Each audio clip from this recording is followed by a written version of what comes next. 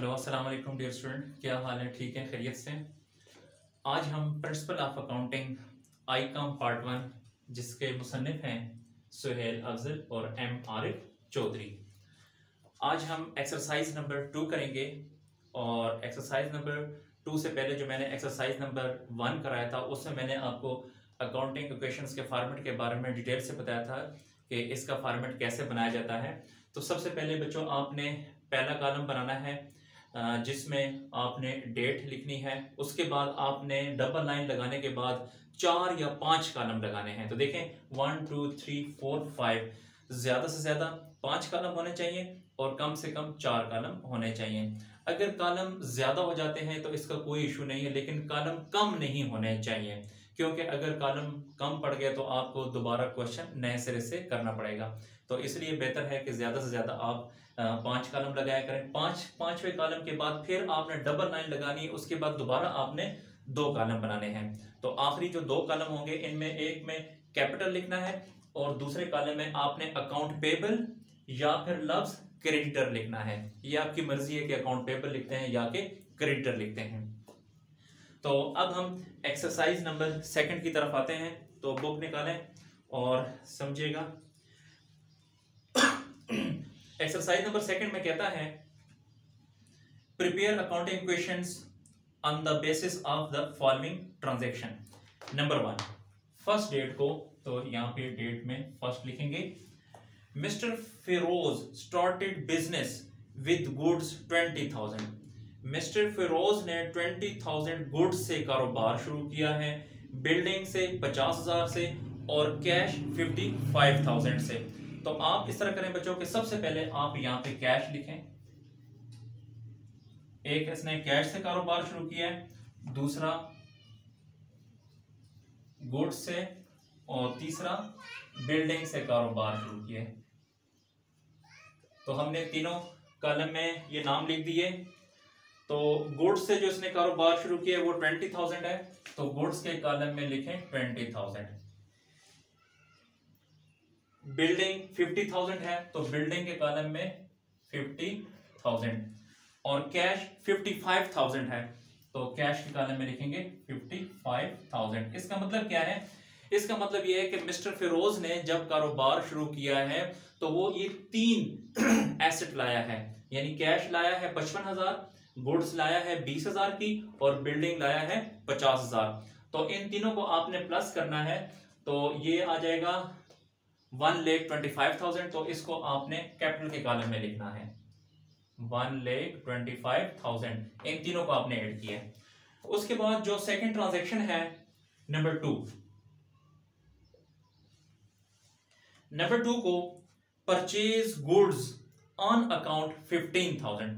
Purchase goods, हमने goods purchase किए हैं। देखें जब हमने गुड्स परचेज किए हैं तो हमारे पास गुड्स आई हैं, गुड्स इन हुई हैं, गुड्स में इजाफा हुआ है, तो आपने गुड्स में प्लस कर देना है 15,000।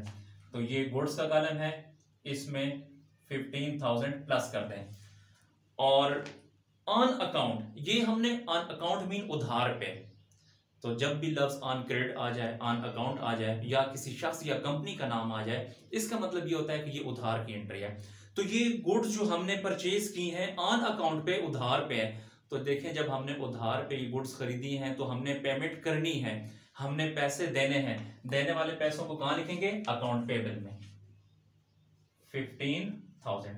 दोबारा अब इसको आपने क्लोज करना है। क्लोज करने के बाद ये जो बैलेंसेस हैं ये सारे के सारे नीचे उतारने हैं आपने। ये 15,000 को नीचे उतारें, इसी तरह 1,25,000 को नीचे उतारें, 50,000 को नीचे उतारें, 20,000 प्लस 15,000 तो ये बन जाएगा 35,000। इसी तरह 55,000 को भी नीचे ले आइए। इसको आपने बैलेंस कहना है। उसके बाद नेक्स्ट डेट को सोल्ड गुड्स ऑन अकाउंट 20,000। हमने गुड्स सेल कर दी 20,000 रुपए की।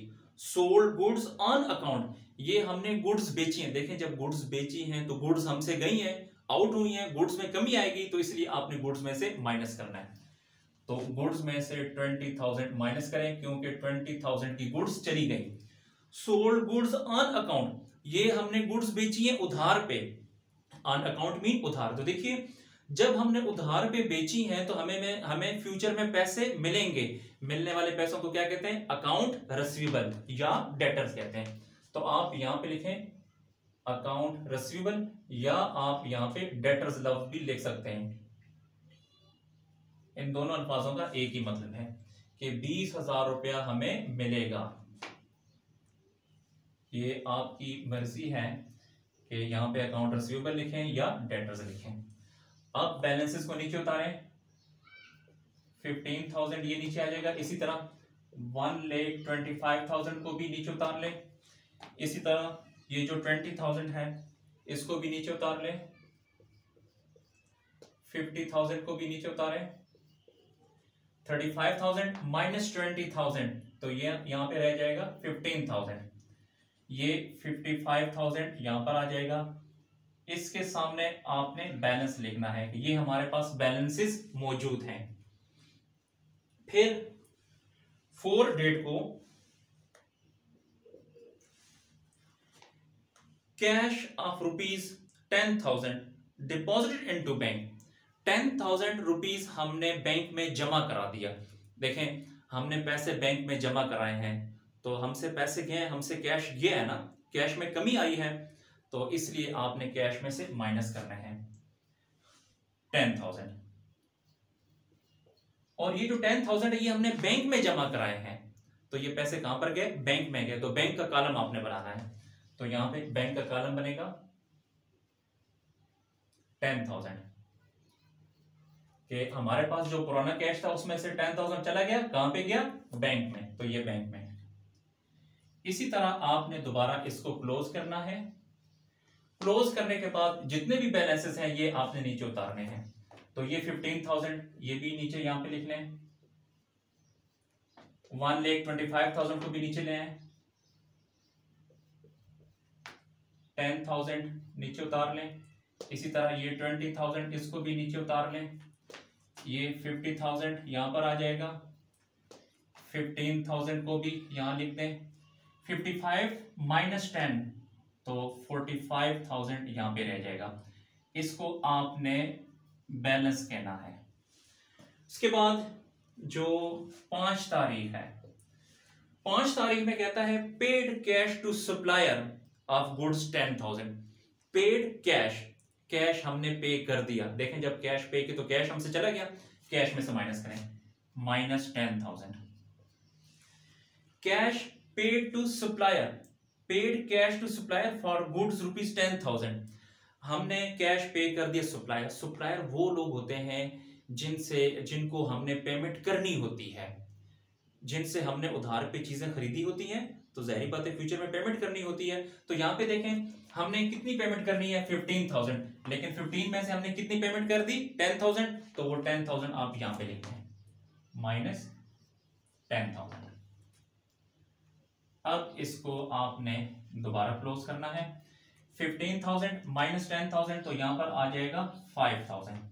ये 1,25,000 को भी नीचे उतारें, 10,000 इधर आ जाएगा, 20,000 यहां पे ले आइए, 50,000, ये 15,000 को भी यहां पे नीचे उतारें, 45,000 माइनस 10,000 तो 35,000 यहां पर रह जाएगा।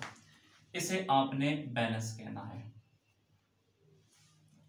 लास्ट ट्रांजैक्शन है पेड टेलीफोन बिल 2,000। बच्चों इससे पहले मैंने आपसे कहा था कि जब भी हम एक्सपेंस की अदायगी करेंगे तो कैश में से माइनस करेंगे और कैपिटल में से माइनस करेंगे, लेकिन इस दफा कहता है कि पेड टेलीफोन बिल, हमने टेलीफोन का बिल एक्सपेंस होता है, हमने पे कर दिया। देखिए जब हमने पे कर दिया 2,000 बाई चेक, पहले हम कैश पे करते थे लेकिन इस दफा हमने चेक पे किया है। तो याद रखिएगा जब भी हम पेमेंट अगर किसी को चेक के जरिए करेंगे तो आपने बैंक से माइनस करना है। तो ये 2,000 हमने टेलीफोन का बिल पे कर दिया, और दूसरा हम आम रूटीन के मुताबिक कैपिटल से भी माइनस करते हैं।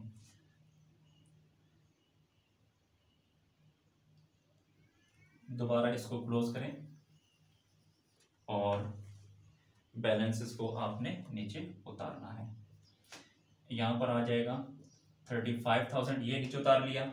इसी तरह ये 15,000 को भी नीचे उतारें, ये 50,000 यहाँ पर आ जाएगा, 20,000, 10,000 माइनस 2,000 तो 8,000 इधर आ जाएगा, 1,25,000 माइनस 2,000 तो 1,23,000 और ये 5,000 यहाँ पर आ जाएगा। इसके बाद आपने क्वेश्चन को क्लोज करना है।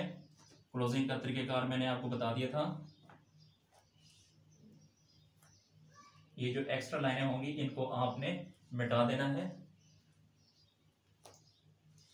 उसके बाद ये लॉस्ट ट्रांजैक्शन थी, तो अब ये जो डबल लाइन है इसके नीचे आपने इक्वल का साइन लगाना है। तो इस डबल लाइन से जो उस साइड पे जो अमाउंट है इसको आपने प्लस करना है। तो 1,23,000 प्लस 5,000 तो ये आ जाएगा 1,28,000। इसी तरह 35,000 प्लस 15,000 ये हो जाएगा 50,000। 50 और 50 1 लाख और प्लस 20 1,20,000 और प्लस 8,000 तो 1,28,000। ये बच्चों दोनों साइड आपस में इक्वल आ गई हैं। इसका मतलब ये है कि हमारा जो सवाल है ये बिल्कुल ठीक है। Thank you.